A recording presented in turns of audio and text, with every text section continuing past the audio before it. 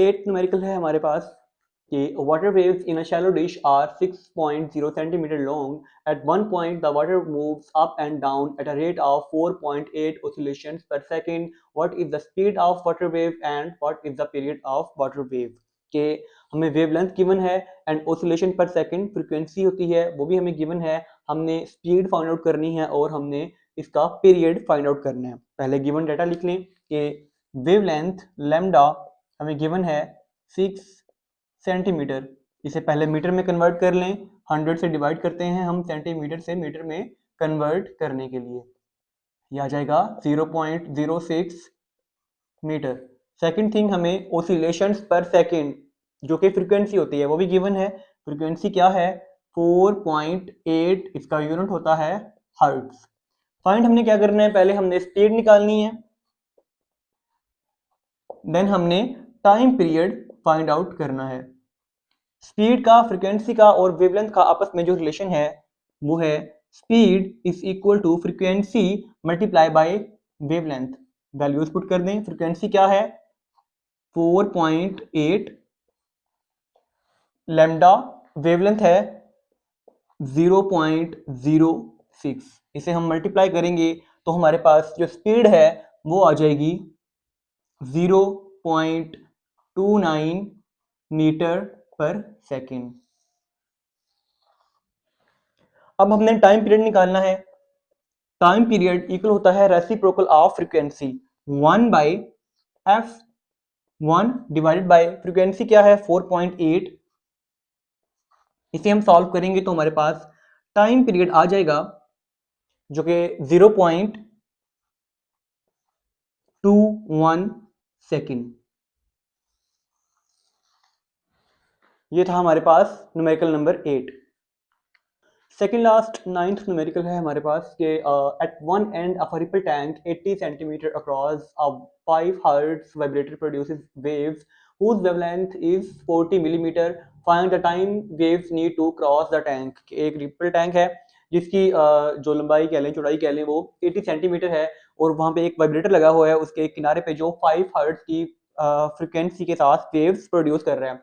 उन वेव्स को जिसकी वेवलेंथ है 40 मिलीमीटर, उस वेव को एक एंड से दूसरे एंड तक क्रॉस करने के लिए कितना जो टाइम है दरकार होगा वो हमने फाइंड आउट करना है। तो चलिए पहले डाटा लिख लेते हैं कि डिस्टेंस जो है वन एंड से सेकंड एंड तक वो है 80 सेंटीमीटर। इसको पहले कन्वर्ट कर लें मीटर में, 80 डिवाइडेड बाय 100 मीटर, ये आ जाएगा 0.8 मीटर। सेकंड थिंग हमें फ्रीक्वेंसी गिवन है जो कि है हमारे पास 5 हर्ट्ज। थर्ड हमें उसकी जो वेव प्रोड्यूस हो रही हैं उनकी वेवलेंथ वो गिवन है 40 मिलीमीटर।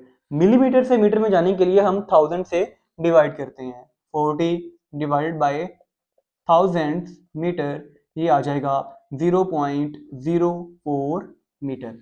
फाइंड हमने क्या करना है, टाइम वेव्स को एक एंड से दूसरे एंड तक जाने के लिए। इसके लिए हमें पहले स्पीड निकालनी होगी कि वो किस स्पीड से ट्रेवल कर रही हैं, जिसका एक्सप्रेशन है speed is equal to frequency multiply by wavelength.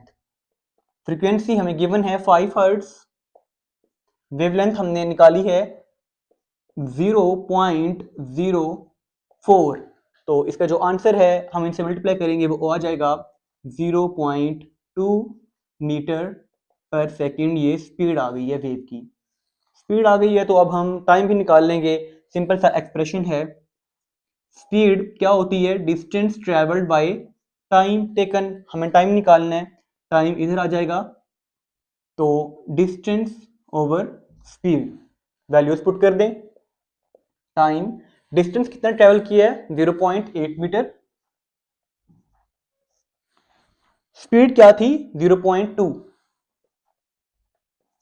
इसे हम सॉल्व करेंगे तो हमारे पास टाइम आ जाएगा 4 सेकंड। 4 सेकंड लगेंगे उस वेव को एक सिरे से, एक किनारे से, एक एंड से दूसरे एंड पर जाने के लिए। ये था हमारा numerical number 9।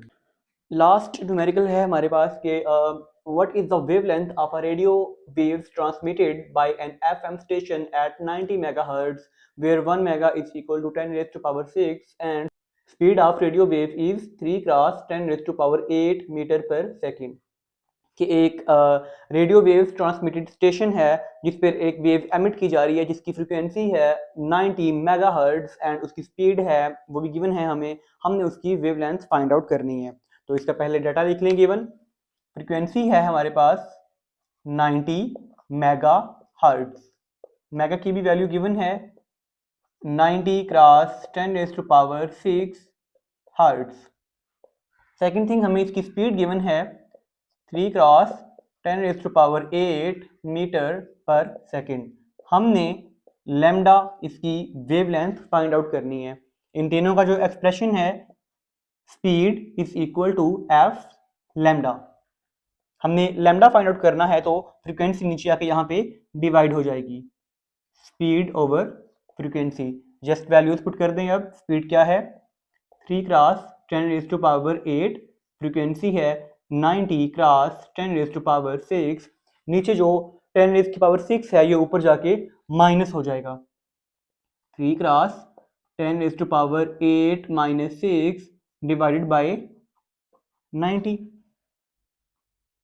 Lambda is equal to 3 cross 10 raise to power 8 minus 6 2 divided by 90। ये क्या है 10 का square 10 raise to power 2 which will equal to 100। 100 को 3 से मल्टीप्लाई करें 300 डिवाइडेड बाय 90। इसे हम फर्दर डिवाइड करेंगे तो हमारे पास वेवलेंथ लैम्डा आ जाएगा 3.33 मीटर।